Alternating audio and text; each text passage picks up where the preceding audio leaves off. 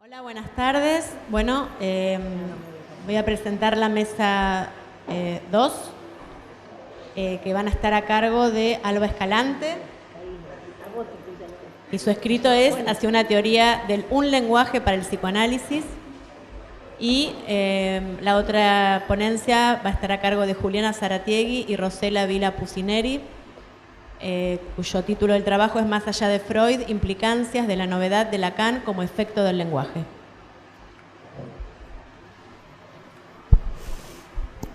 Hola, buenas tardes. No traje diapositivas, voy simplemente a leer mi trabajo, lo que pude escribir para traerles a ustedes hoy. El título del trabajo es Hacia una teoría de un lenguaje para el psicoanálisis. Se dice el inconsciente estructurado como un lenguaje. Se dice y se lee en el texto de Lacan a lo largo de toda su enseñanza. Y aunque mucho se haya dicho sobre el asunto, todavía se me hace necesario pensar cuáles serían las repercusiones de ese enunciado en la clínica. Al final, todos sabemos lo que es el lenguaje, ¿o no? Tengo la impresión de que los despliegues de este enunciado, cuya importancia es indiscutible, se fueron sustituyendo por otras elaboraciones hasta quedar desmembrados de este axioma. La interlocución que tengo con algunos de ustedes está motivada por la posibilidad de haber encontrado en varias de las propuestas aspectos sobre el tema que me habían quedado en el tintero.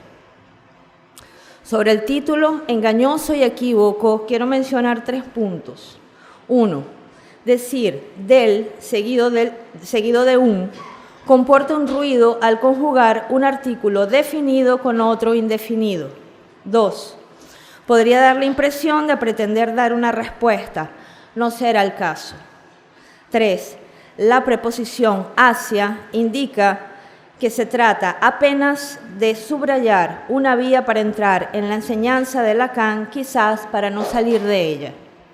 Sin mayores pretensiones, traigo algunas ideas que surgen cuando, en un primer movimiento, se asume que no sabemos lo que es el lenguaje y, por ende, tampoco como un lenguaje en la clínica psicoanalítica.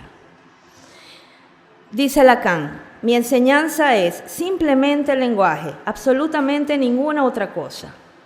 Nítida, pero también problemática declaración, porque hasta donde pude observar, lenguaje, que ya es un mundo, algunas veces aparece con el artículo definido y otras con el indefinido. El lenguaje, un lenguaje, como un lenguaje y un largo, etcétera. Reunido en un campo semántico que nos acercaría al territorio de la lingüística o de una lingüística. No hay posibilidad de pensar el psicoanálisis de Lacan sin detenernos en lo que fue su proyecto. Un proyecto que se mostraba difícil de aceptar. Es una cita de un texto que está en los escritos. Situación del inconsciente, no me acuerdo ahora. Situación, sí. Posición. Ajá. Dice Lacan, de donde el aspecto de espiral detenida que se observa en el trabajo presentado por nuestros alumnos es que ellos lo han limitado a la puesta a prueba de una pieza suelta. O sea, los propios alumnos del mismísimo Lacan, Laplanche y Leclerc, oponían el lenguaje al inconsciente. La pregunta es, ¿de dónde parte esta dificultad? Me animo a responder.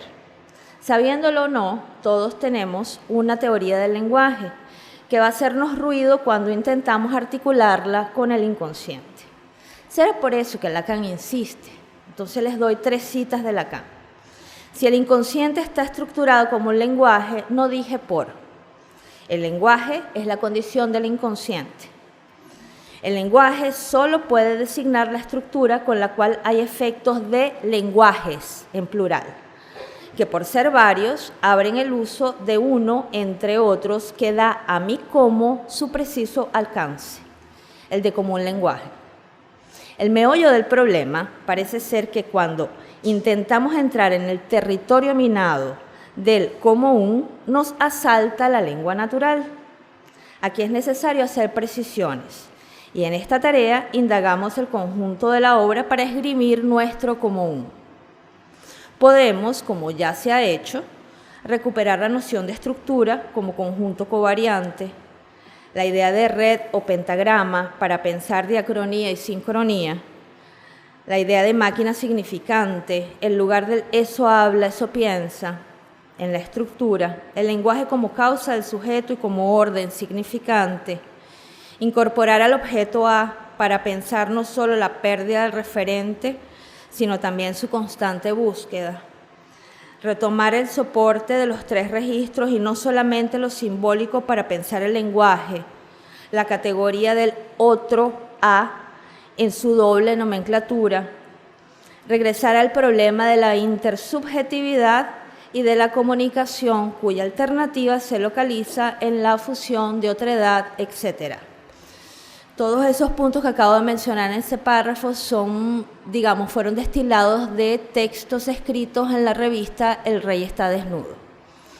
Dice Lacan, nuestra doctrina del significante es, en primer lugar, disciplina en la que se avesan aquellos a quienes formamos en los modos de efecto del significante en el advenimiento del significado.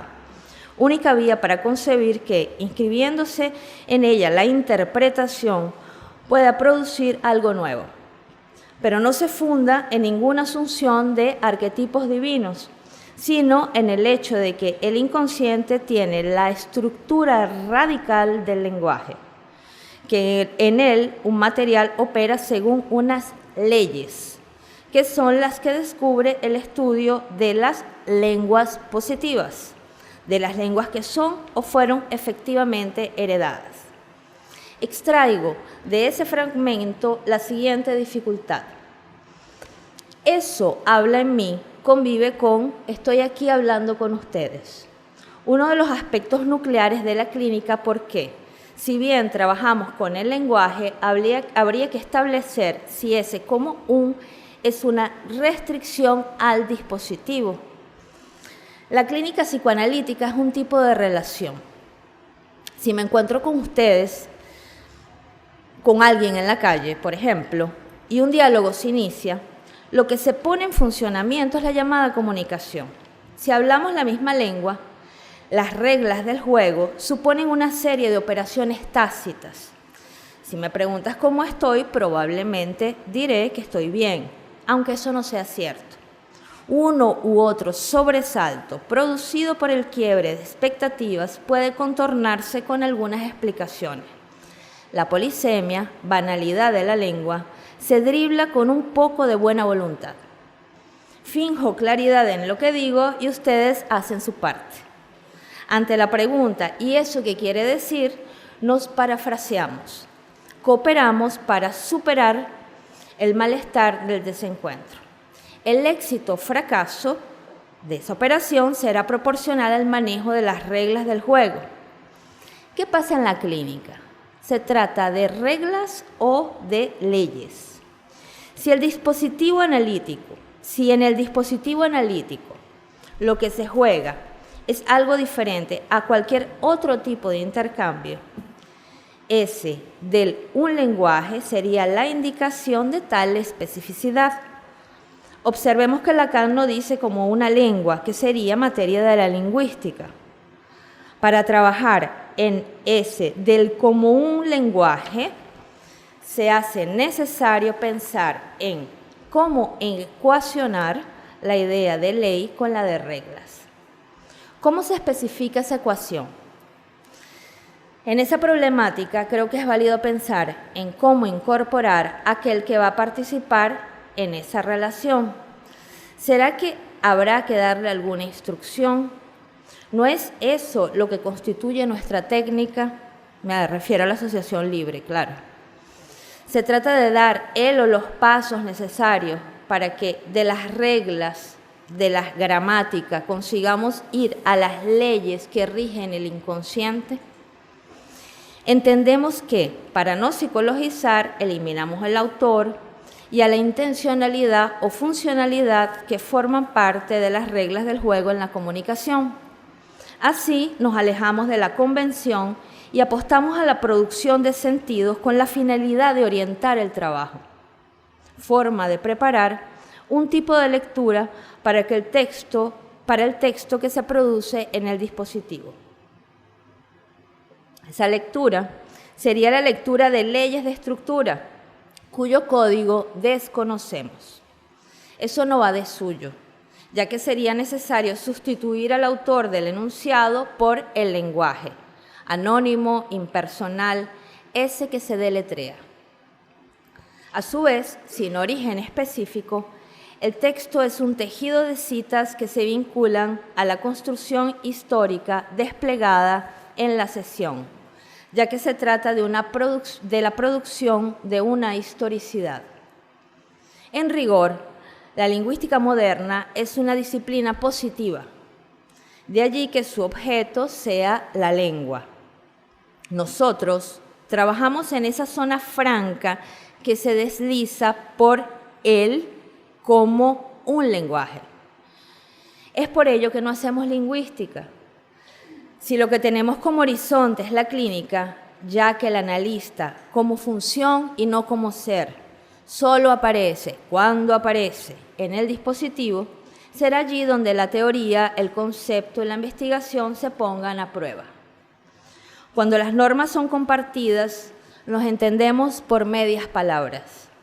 En ese caso, la teoría no opera como posibilidad ante el sentido común, como protesta ante lo implícito. Podemos oponer una teoría lingüística a la teoría del común en función de establecer la separación o distinción entre esa teoría de como un lenguaje y una ideología del lenguaje, ya que lo que se intenta colocar en tensión es el acuerdo tácito, el combate al sentido común, aquello que nos hace comunidad. Podemos asumir como acuerdo el enunciado. La teoría lingüística de Lacan es la de Jacobson y no la de Saussure, para hacer de ello una de las reglas del juego. También podemos, un poco indóciles, regresar a los textos para someter a prueba los posibles despliegues de esta afirmación. En esa incursión nos topamos con el inmanentismo de Saussure. ¿De qué se trata? ¿Será que es entre el significante y la cosa significada? ¿Será que se trata de una oposición a la trascendencia en términos filosóficos? Bien sabemos que la filosofía también trabaja con lenguaje. Sin embargo, lo que hace de Saussure para inaugurar el dominio de la lingüística es recortar su objeto.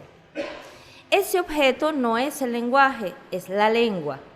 En su argumento, la posibilidad de una inmanencia se articula a la idea de lenguas como sistemas cerrados, o sea, lo que sería intrínseco es el vínculo entre los elementos del sistema de la lengua.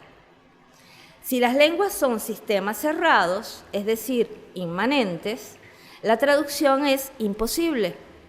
Si no lo son, podemos transmitir mensajes siempre y cuando sepamos los códigos de cada sistema y construyamos otro sistema que engloba a los otros. Todo ello es posible en función de niveles de inmanencia. Argumentar que cada lengua debe estudiarse en sí misma es, desde mi perspectiva, una necesidad de método. En el texto, quizás en Vincent, Lacan señala la importancia de entender de qué se ha servido el análisis. Ya que no se trata de una purificación, somos combinados a formular la pregunta sobre lo que sostiene esa práctica. ¿Será posible hacerlo solo en la función de analistas y como analizantes? Por otro lado, él menciona que no se trata solo de ayudar a los analistas con esos dominios, sino de que el psicoanálisis también los renueve. Los dominios presentados en ese texto no pueden suponerse como territorios higiénicos, sino como de necesaria circunscripción. Si el lenguaje realiza mundos, esos mundos no son precisamente geografías definidas y mucho menos territorios libres de contaminación. Sobre la lingüística, Lacan dice que se sabe que es la principal, pero agrega que no se trata de que haya algo así como un acuerdo. La formalización, si bien es cierto que es un esfuerzo cuyo fundamento, según lo entiendo, es la hipótesis de la sobredeterminación, tendrá valor técnico. Aquí aparece lo que considero una posible distinción. Si la lingüística trabaja con la lengua, ese es objeto, en el psicoanálisis trabajamos con la langue. Parece que Lacan se vio obligado a crear ese neologismo para dibujar la zona franca, ese resbalón que se produce en el dispositivo entre lo que se dice y lo que es plausible escribir de lo dicho. ¿Es en ese soporte? Es una pregunta, Albaosh. ¿Es en ese soporte en el que puede pretenderse la formalización? ¿Es la langue una lengua formalizada? Hasta donde consigo entender, la langue no es una lengua artificial como el esperanto, ni como el lenguaje artificial de la computación. Esto podría remitirnos al límite del proyecto formalista. En un texto titulado Una ciencia del arte poética, Roman Jakobson, menciona las bases del formalismo. Abro comillas, búsqueda progresivas de leyes internas del arte. Coincidente con diferentes campos de la ciencia, el proyecto formalista tenía como horizonte la formulación de leyes. Dice Lacan, que la lingüística se dé por campo eso que designo como la langue para soportar el inconsciente. Ella procede de un purismo que toma formas variadas, justamente por ser formal. Entonces, para el psicoanálisis, estamos hablando de una lingüística de la langue, es el estatuto de la lingüisteria, es allí donde se alcanzan los efectos de la hipótesis de la sobredeterminación. Es la langue una forma de lo que presenta, es una forma de presentación de lo que Edelstein llama, siguiendo varios autores, el genio de la lengua. No es allí donde la formalización es solo un intento, gracias a la suma de los equívocos que constituyen la langue. Para terminar, si bien la formalización es un instrumento para lidiar con el rigor necesario ante la indocilidad del material con el que trabajamos, nuestro campo tendría que pensarse también en su diferenciación de ese proyecto abyecto, de la ecuación del lenguaje. Las leyes son hipótesis necesarias, las normas, los productos del pacto social. En ambos casos, hablamos de lo que rige y comanda, sin que de ello tengamos aviso. Son los hilos de la marioneta. La clínica pretende descifrar cómo se han escrito los diversos volúmenes de esa legalidad. Así, las posibilidades que se abren en la dirección de hacia una teoría de un lenguaje para el psicoanálisis, podrían abrevarse en los borradores que se escriben en la clínica para discernir lo que pertenece al pas lettre y lo que pertenece al lenguaje. Muchas gracias.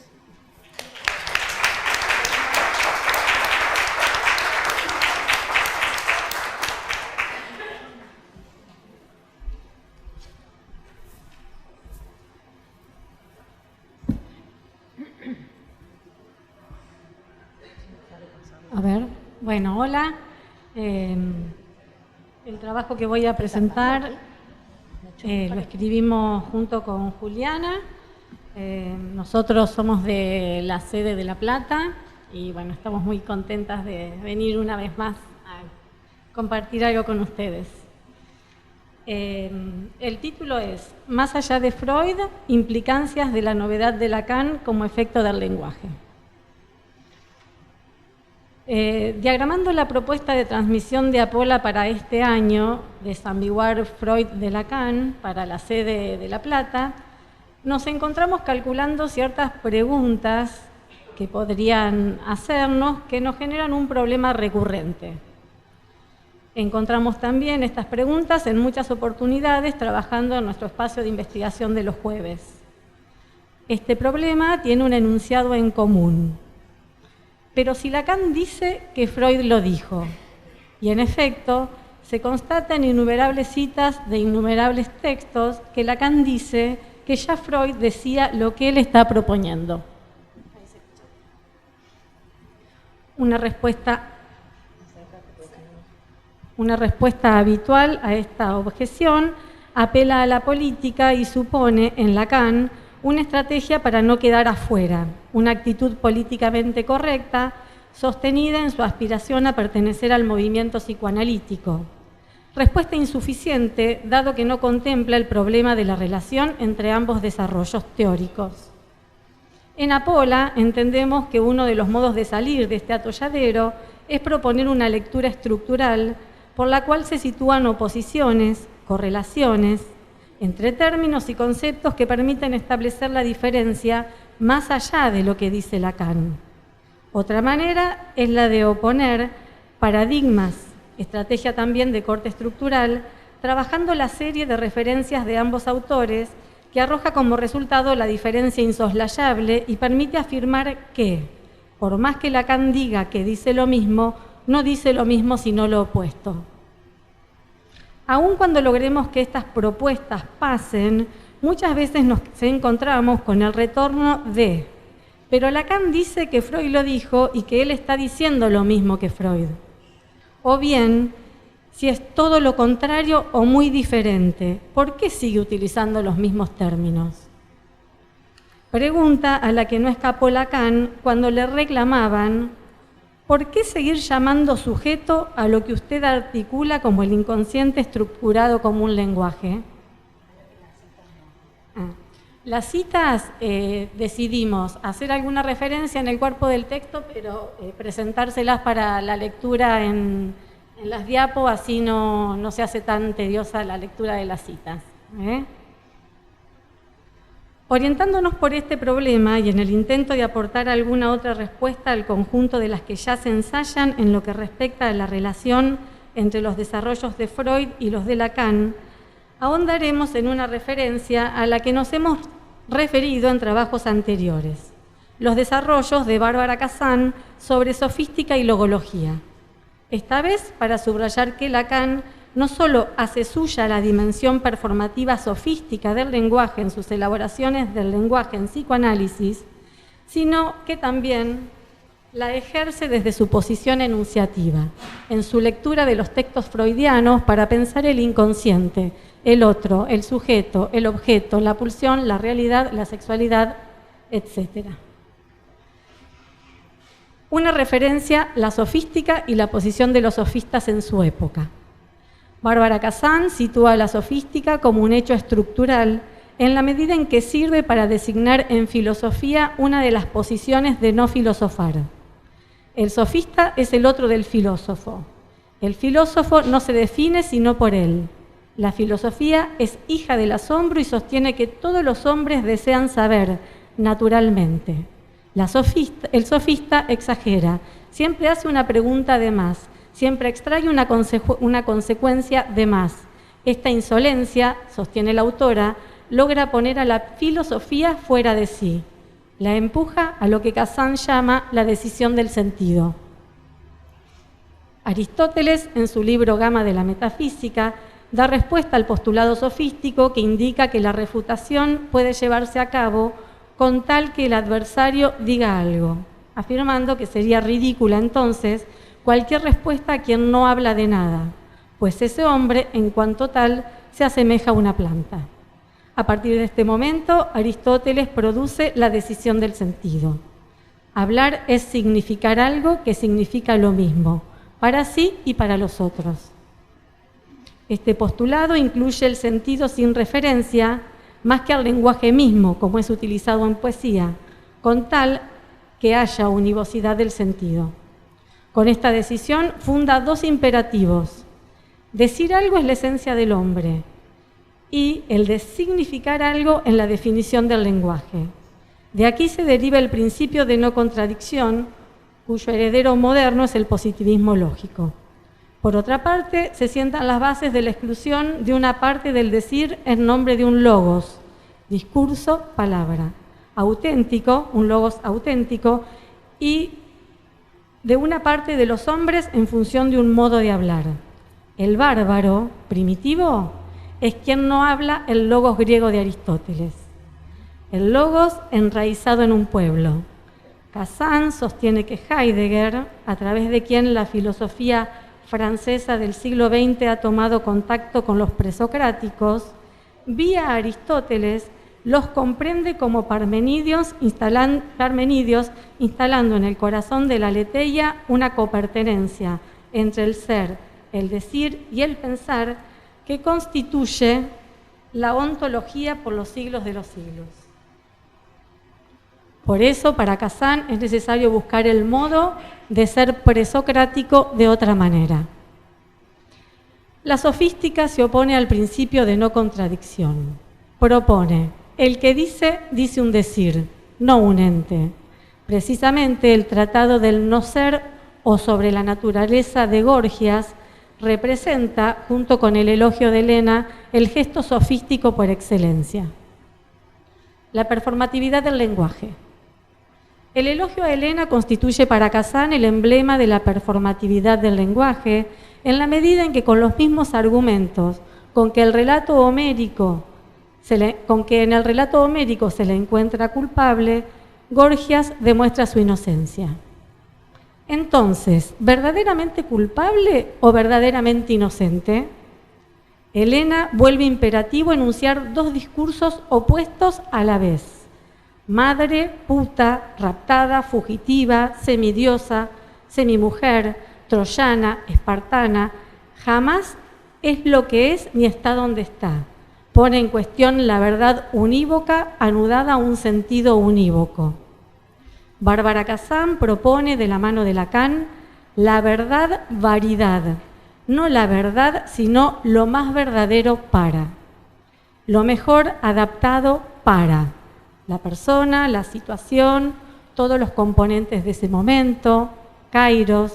El contexto, diríamos nosotros, establece así lo que llama un relativismo consecuente, que tiene la ventaja de no cerrar la serie y que sostiene que es mucho mejor porque ya es de otra manera.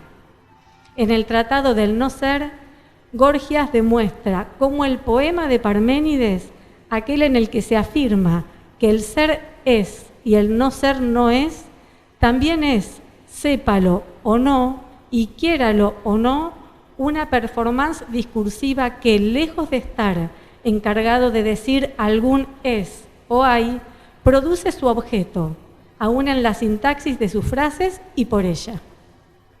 El ser y el no ser son creados por el discurso. La sofística produce a la filosofía como hecho de discurso. El tratado es un segundo discurso respecto de un primer discurso ya emitido, una lectura y contratexto del poema.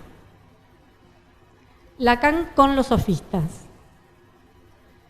Lacan se refiere a la figura del sofista en varias oportunidades. Algunas de las citas donde Lacan se refiere a los sofistas son las que les vamos a ir presentando en las diapositivas. Interesándose insistentemente en el diálogo de Platón y reconociéndose en la posición que ellos asumen con respecto al uso del lenguaje y las creaciones del discurso, otorgándoles, hipotéticamente, el crédito de estar al corriente de las especificidades del inconsciente en su calidad de saber textual, donde, de ubicarse un referente, debería situarse en los efectos del lenguaje. Encuentra en la acción sofística y en la figura del sofista el lugar para otorgarle al psicoanalista en la modernidad. Este, en tanto opera con el discurso, produce la verdad como no toda y el saber como supuesto. Una de las citas más explícitas al respecto es aquella del Seminario 12, en la que dice que el psicoanalista es la presencia del sofista en nuestra época. Quedó re chiquita. Bárbara Kazan, lectora de Lacan, propone que sofistas y psicoanalistas comparten su relación rebelde con el sentido a partir del significante y de la performance del lenguaje y la distancia respecto de la verdad filosófica. Afirma que el blanco epocal del psicoanálisis es el positivismo lógico y que en la raíz de toda díada está la díada sexual, mientras que para los sofistas estaba la díada ser-no ser. ¿Puede pensarse que así como la sofística produce a la filosofía como hecho discursivo, Lacan establece al psicoanálisis como hecho discursivo imbuido de la decisión del sentido y de esta manera trata a Freud como un texto, como textos de textos y aborda todos sus términos con este aparato generando su contratexto, su reverso? El Tratado de Gorgias, mentado con anterioridad, lleva por título completo Tratado del no ser o de la naturaleza, título que resulta paradójico para el pensamiento de los físicos griegos, para quienes la naturaleza era el ente. Ya en el título hace explotar el sentido y la esencia del nudo del pensamiento filosófico de su época. Para Gorgias, lo que es capaz de crecer es lo que no es. Proponemos que el gesto sofístico de Lacan sobre el texto de Freud podría llamarse, en clave sofística, sobre el no ser o sobre la sexualidad. ¿Lacan gorgianiza? En el seminario 17, en la clase 11, se refiere a un intercambio de ideas con los estudiantes en las escalinatas del Panteón con motivo de una huelga en la universidad. Ahí dice: al menos en aquella interpelación familiar que no llegaba a ser un cuestionamiento, yo estaba situado para ellos en relación con cierto número de referencias. Es cierto que no todas las referencias deben rechazarse. Recuerdo la primera, era la de Gorgias, de quien supuestamente yo estaría haciendo aquí no sé qué repetición. ¿Por qué no? Pero el inconveniente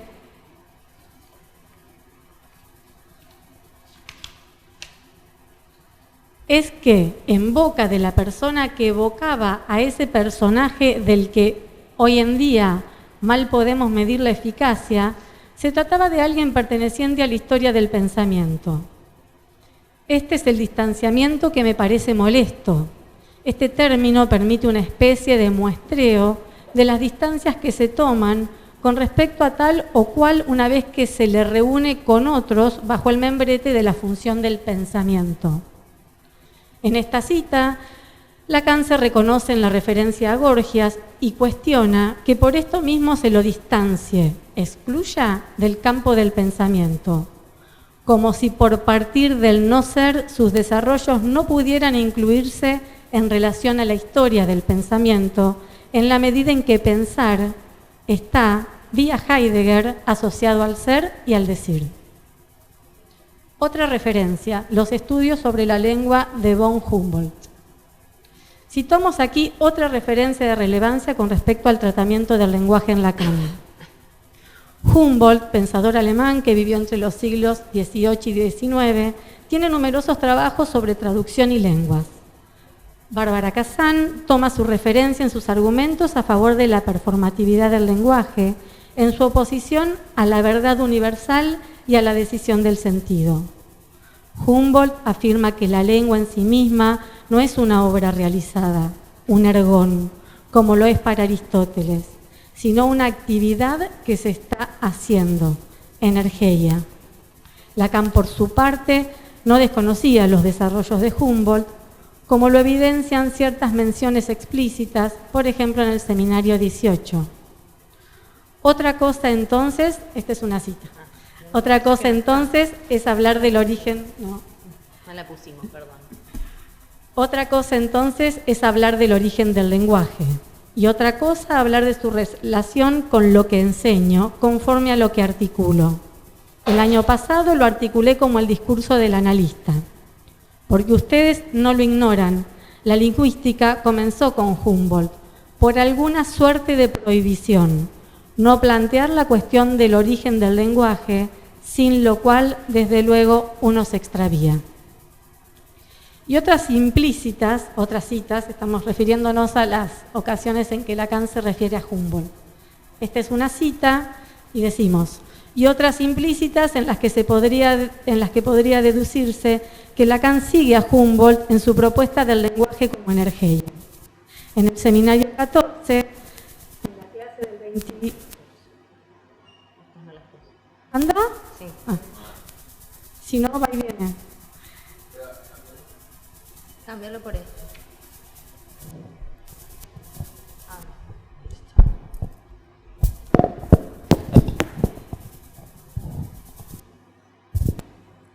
Ahora sí.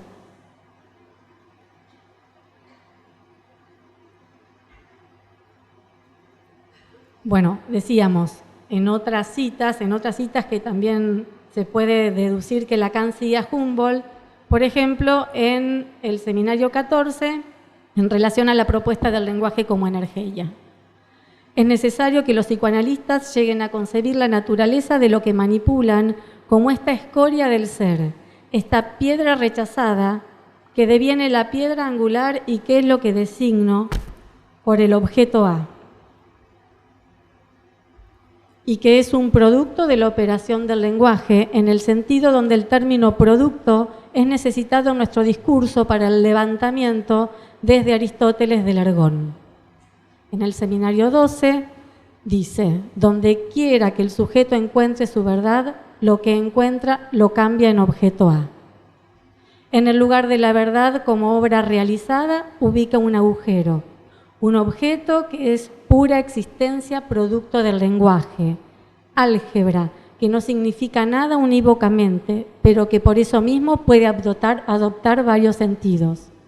La equivocidad habilita un discurso en el discurso aún en sentido opuesto. Lo que Paul Eluard expresa de esta manera, hay otro mundo, pero está en este. Siguiendo a Bárbara Kazan y con ella a Lacan, en este recorrido pueden tomarse los términos de la enseñanza de este último como ficciones, las cuales establecen que las cosas descriptas existen como una construcción geometral de las palabras y las relaciones. Ya no se hace ver mediante un discurso, sino se deja oír un discurso a través de un palimpsesto. Es decir, que los términos no pueden ser tomados aisladamente, ni de forma definitiva, lo que da cuenta del carácter asistemático de los desarrollos de Lacan. Nuestra propuesta. Apoyándonos en estas referencias y retomando la hipótesis de que Lacan gorgianiza, es decir, opera con el texto freudiano como Gorgias con el texto de Parménides, proponemos la siguiente torsión para el gesto sofístico de Lacan sobre el texto de Freud. De un lado tenemos lo que corresponde a la torsión que realiza Gorgias con el tratado, con el poema de Parménides. Y del otro lado, lo que sería la torsión que nosotros suponemos que se puede operar Lacan sobre los textos de Freud. Tenemos sobre el no ser o la naturaleza de un lado, sobre el no ser o la sexualidad del otro. Sobre lo que escribían los filósofos presocráticos, sería sobre lo que se opera, sobre lo que escribían los psicoanalistas. La naturaleza era sobre lo que escribían los filósofos. Claro, sobre la naturaleza y sobre lo que escribían los filósofos presocráticos, eso se entiende. Sobre lo que escribían los psicoanalistas. Su inversión exacta, todos estos filósofos designan como naturaleza lo que crece y viene a la presencia, el ente. Su inversión exacta, del lado de la maniobra de Lacan sobre Freud, todos estos psicoanalistas, entre ellos Freud primero, designan por sexualidad al ente verdad última u origen.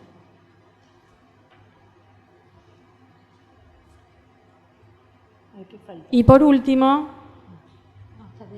Del primer lado, su inversión extrema, hablar de la naturaleza no es hablar del ente, sino ocuparse del no ente, lo que es capaz de crecer es lo que no es, y del lado de la maniobra de Lacan sobre los textos de Freud, su inversión extrema, hablar de la sexualidad no es hablar del ente, sino ocuparse del no ente, lo que es capaz de gozar es lo que no es. Con esta referencia a la sofística vía Bárbara Kazan, intentamos proponerles una hipótesis para colaborar en localizar la posición enunciativa de Lacan respecto de los textos de Freud, pero también aquella posición desde donde se propone leer a Lacan en Apola.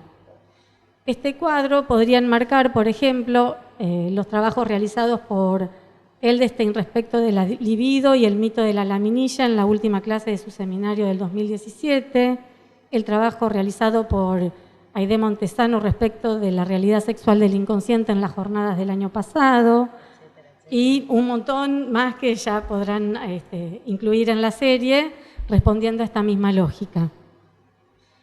Estos textos dan cuenta del texto y el contratexto de la desambiguación enmarcada en la vacilante equivocidad de los términos propuesta por Lacan. Así como el sofista es el otro del filósofo, se puede pensar a los textos de Lacan como el otro de los textos de Freud. Por eso, desde esta posición enunciativa, se le vuelve necesario apoyarse en el decir y los dichos de Freud. Con su gesto sofístico, Lacan performa el psicoanálisis desde el cual lee a Freud como texto, apuntando a la decisión del sentido. Es por eso que sostiene en muchas ocasiones los mismos términos, aun cuando plantea para los mismos un sentido opuesto. En su trabajo sobre la sexualidad demuestra que la misma es color de vacío, en la medida en que la propone como textual, bajo el mismo término podría sostenerse sexualidad biológica lenguajera.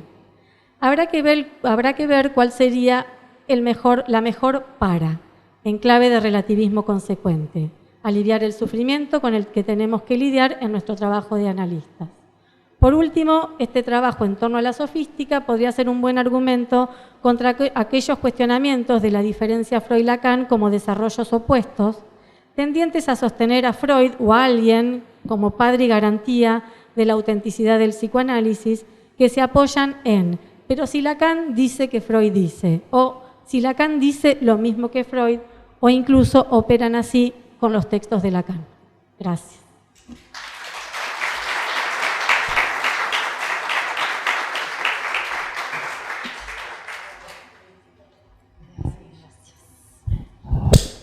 Bueno, gracias y felicitaciones. Gracias. Bueno, damos por cerrada la mesa.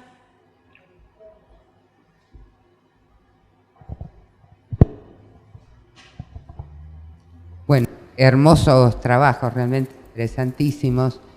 Yo quería hacer una pregunta. Perdón, Aide. Sí, acá me recuerda a Julián, ¿cierto? Una pregunta para cada uno de los dos trabajos.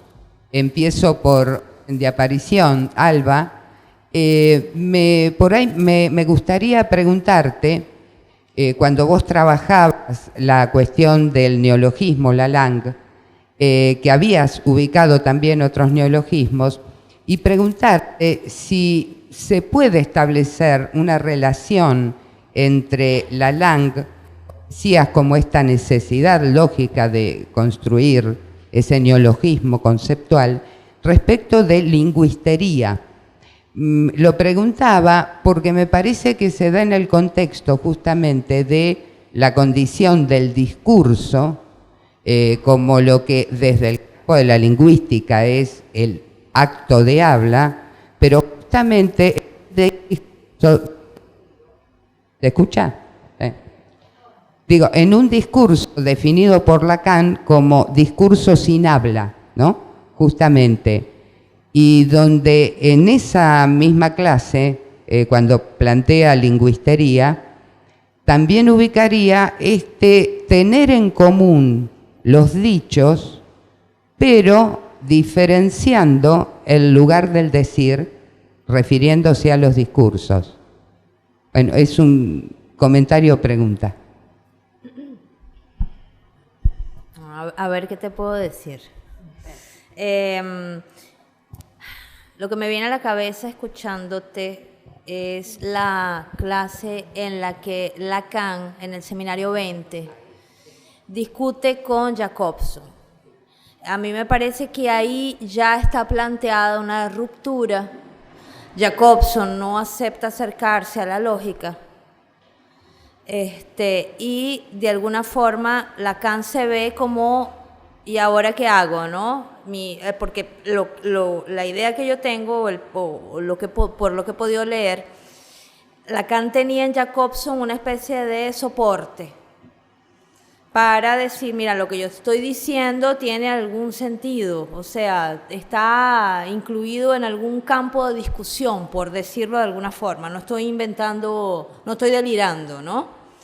Entonces, claro, él se encuentra con ese rechazo que le hace Jacobson a algunas de sus propuestas, especialmente en lo que se refiere a la inclusión de la cuestión matematizada, en fin, y a lo que me parece es que él se ve en la necesidad de seguir un rumbo más solitario, sin ese diálogo con los lingüistas, proponiendo en una perspectiva que yo diría que es fundacional, eso que a mí no me queda claro, porque lo que traje fueron un montón de preguntas sobre lo que sería esa lingüistería y lo que sería esa la langue.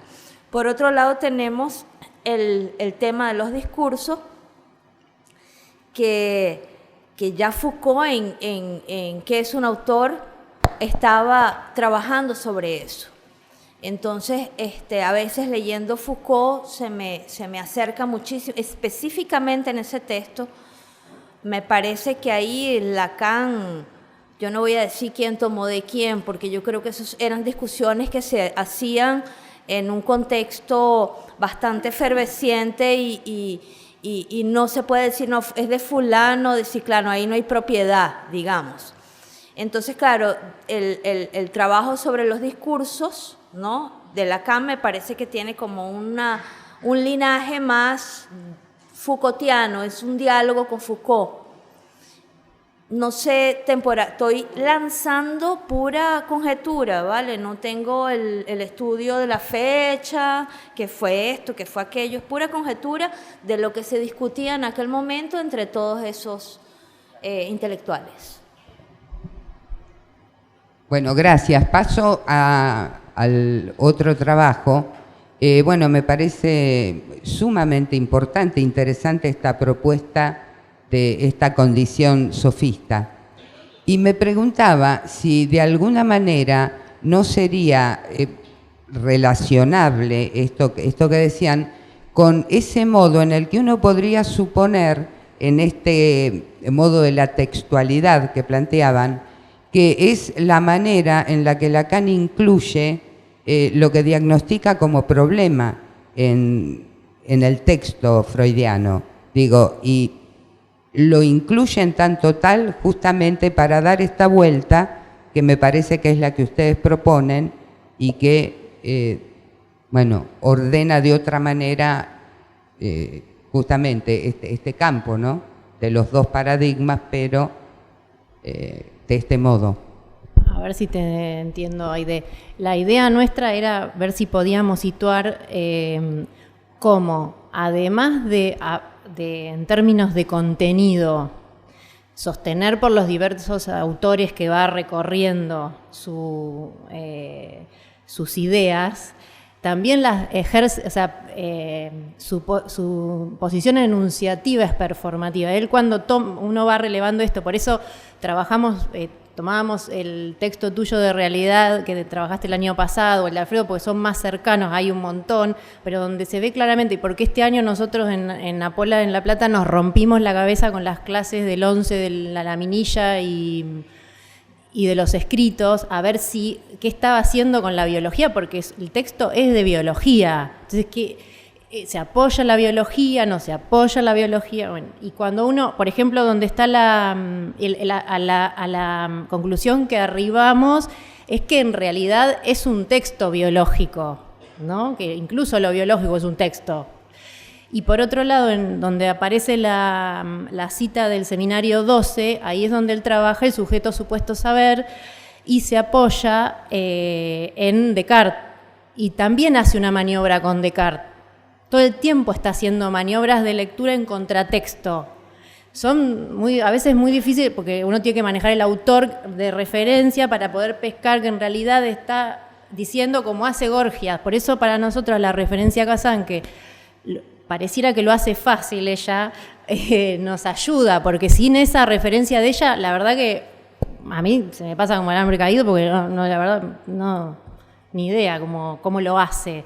Por eso nos parecía que estaba bueno en el contexto de la desambiguación, y por otro lado es un coletazo quizá del trabajo que venimos haciendo, de la fórmula de la sexuación, en relación a que no caiga lo otro como otro uno, ¿no? Y nos parecía que esta referencia de alguna manera nos curaría un poquito de ese vicio occidental en el que uno cae todo el tiempo, ¿no? Pero bueno.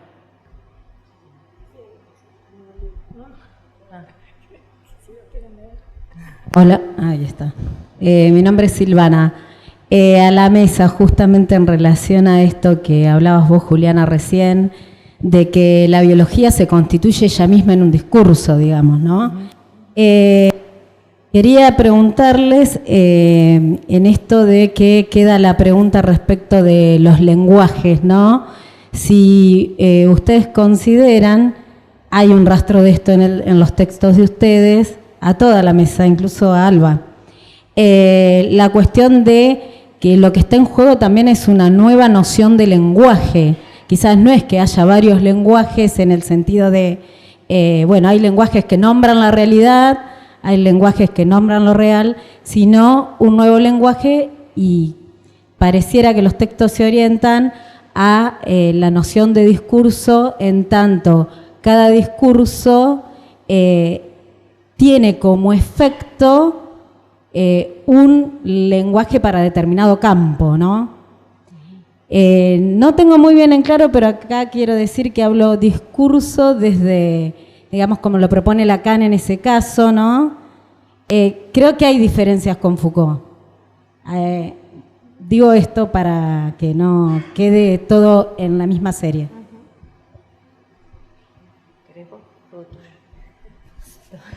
Gracias.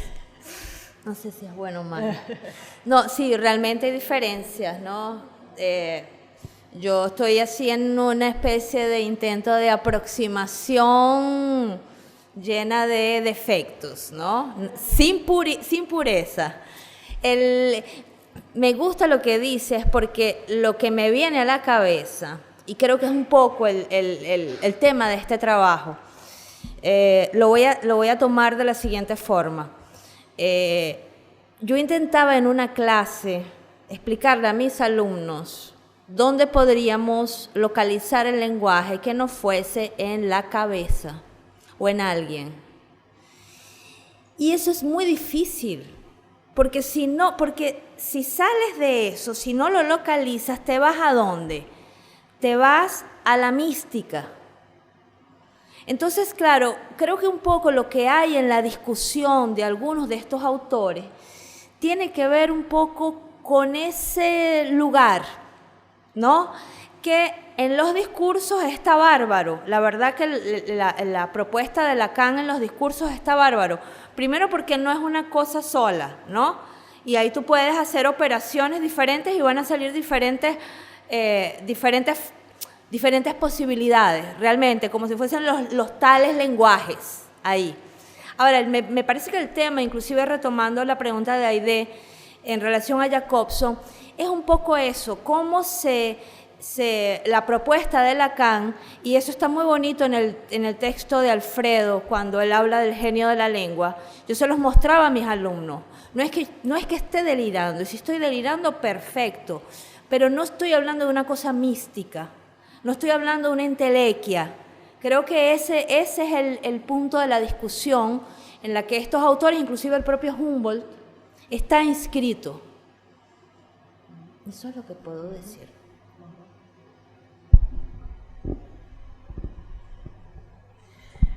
Por ahí con respecto a lo de nuevos lenguajes, no sé, es para que pensemos, pero sí lo que está claro es que son distintos usos del lenguaje. No sé si un nuevo lenguaje, ¿no? Que la operatoria o la maniobra sofística, en todo caso, subraya una vertiente del lenguaje que por ahí, en otros modos del lenguaje, no se subraya y no es operativa, pero no sé si nuevos lenguajes. Sí, Martín Kikiewicz. Me parece muy oportuno cómo ambos trabajos plantean lo que Silvana de alguna manera anticipa, que es si la diferencia de paradigmas, o sea, el aporte, la ruptura, la revolución paradigmática que propone Lacan para el psicoanálisis no está en relación a una teoría propia del lenguaje, que yo les propongo llamarla el significante. Y la performatividad. Es que fíjate que es lo mismo, porque la lingüisteria, que yo propongo traducir como lingüisteria, no como lingüistería. La lingüisteria lo que está diciendo es el efecto de realidad que produce el lenguaje, ¿no? La histeria, el lenguaje le hace cuerpo y hace realidad. Y lo que está oponiendo es al dualismo lenguaje-realidad de la representación freudiana. En algún sentido, Freud, si querés, lingüístico, ¿sí?, piensa el lenguaje, mientras que el lingüistérico piensa la langue como su objeto, ¿sí?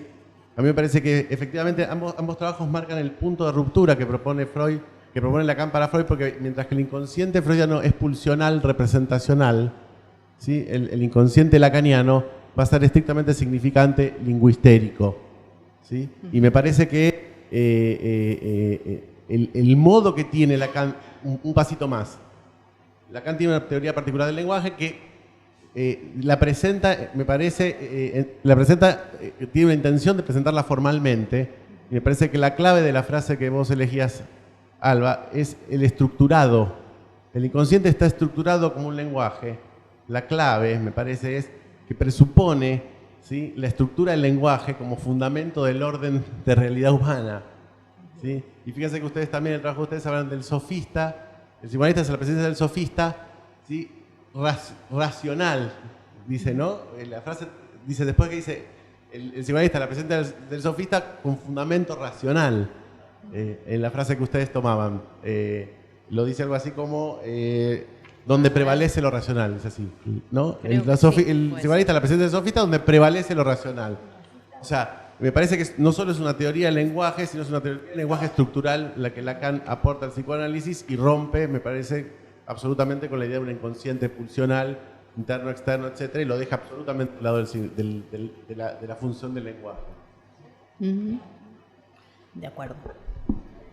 Solo una cosita. Hay de eso que dice Martín. Retomando Foucault. Foucault dice, yo no soy estructuralista. Yo no hablé de estructura, ¿no? Ahí hay todo un tema, porque cuando hablamos de estructura se nos abre otro mundo de unas discusiones en las cuales nosotros no estábamos ahí presentes, ¿no? Entonces ahí hay una serie de discusiones que a mí particularmente se me escapan. Ahora, por otro lado, por el lado de la formalización, a mí el propio Lacan dice que el lenguaje y estructura es un pleonasmo. Entonces, no sé si la formalización es... ¿Qué tiene que ver eso con el pleonasmo? No sé. Sí. Bien, bueno, damos por terminado, por cerrar esta mesa y agradecemos a las exposiciones.